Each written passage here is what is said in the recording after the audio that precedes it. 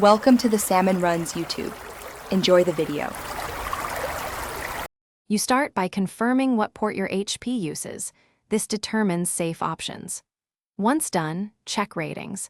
A USB-C PD source at the laptop's required voltage and amps is ideal. If you have a power bank with PD, keep it above 30% and set to the correct output. Make sure to remove heavy loads like external drives. Now plug in the PD cable firmly. Do not force it if it feels wrong, and watch the charge indicator to confirm power negotiation.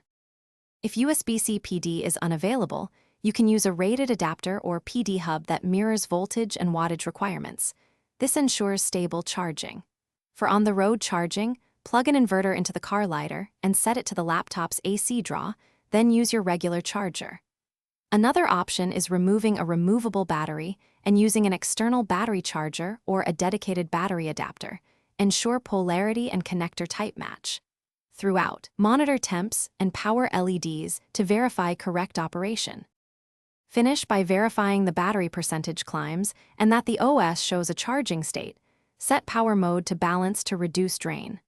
If charging fails, inspect cables, connectors, and the laptop port for debris or bent pins, then confirm the adapter's voltage and wattage meet the HP spec.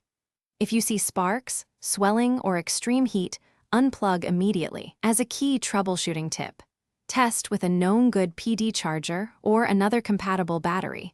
This isolates whether battery, cable, or port. Thanks for watching. Consider subscribing if we helped you.